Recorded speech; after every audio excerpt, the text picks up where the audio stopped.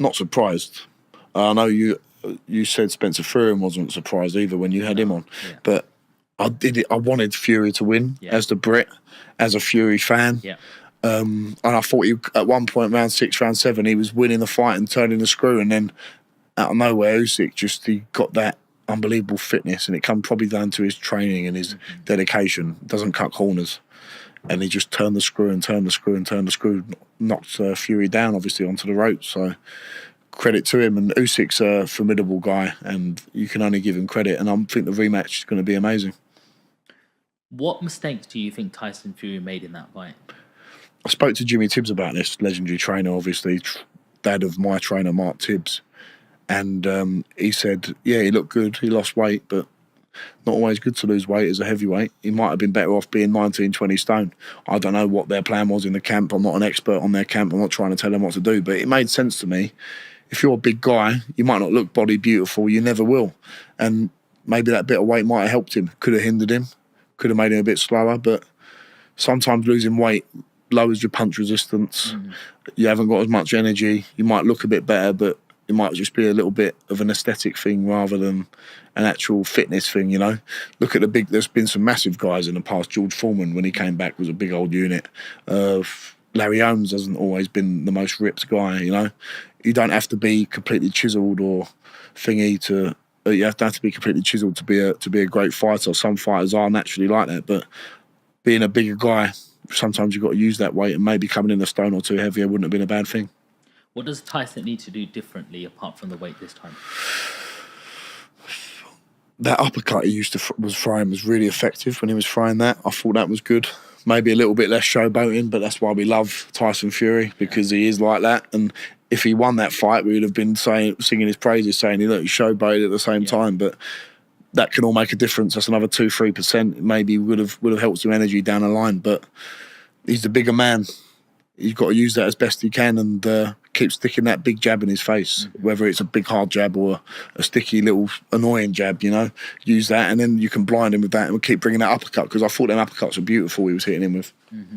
It was a shock when Usyk hit him straight on the face. But it just felt like something. I was gutted. Even he felt like that. I was like, my heart was going down. It's like watching the England match and they gone down. Know. You know what I mean? That's how I felt. I can't believe how he stayed up, Fury. You've got to give him credit for that. And he saw it through, because a big man like that, getting caught like that, and the energy it takes to stay up, he's a fighting man. And we've got to remember he's had 3 fights with Wilder, and Wilder's a shell of what he used to be. And you've got to ask yourself, how much of them fights taken out of Tyson Fury and Deontay Wilder, especially the 3rd fight. That was an all-out war. And as a professional boxer, and especially a heavyweight, you can only have so many wars like that before it catches up with you, you know? Why? Wear and tear, big old unit. Human beings aren't designed to smash each other up like that, especially 20 stone guys, 16 stone, 17 stone plus.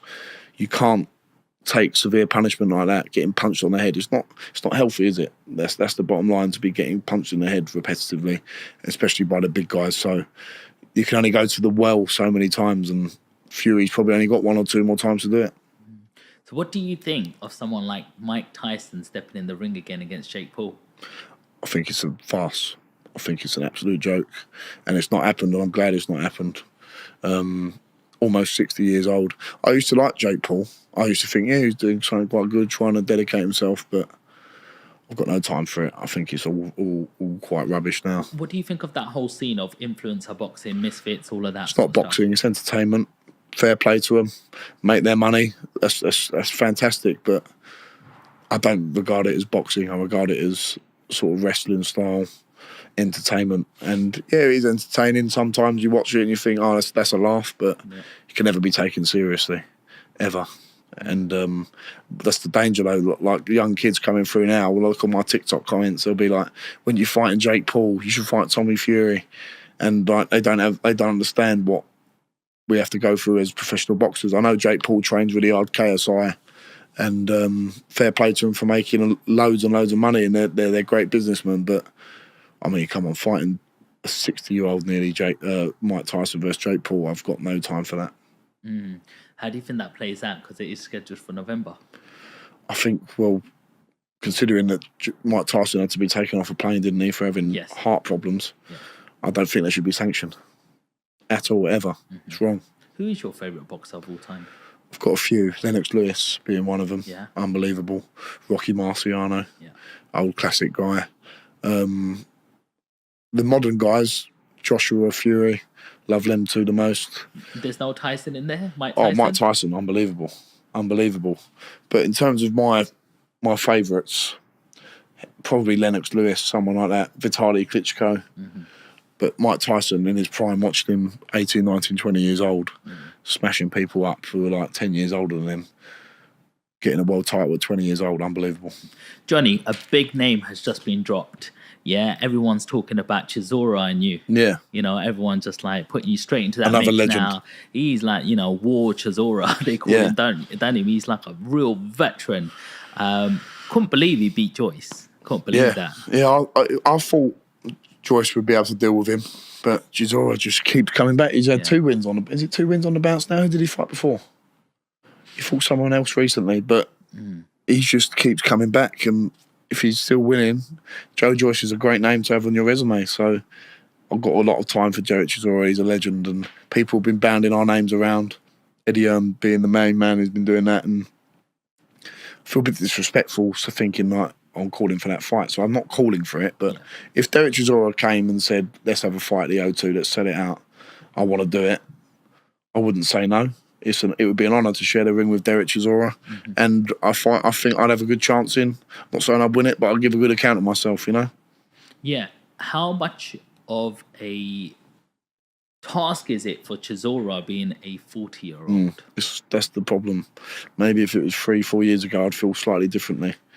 But age waits for time waits for no man, and he's been in some grueling fights, and I think Del Boy's a great character, and I think he's a unbelievable guy, unbelievable for British boxing. He'll go down and be remembered by a lot of people, and time waits for no man.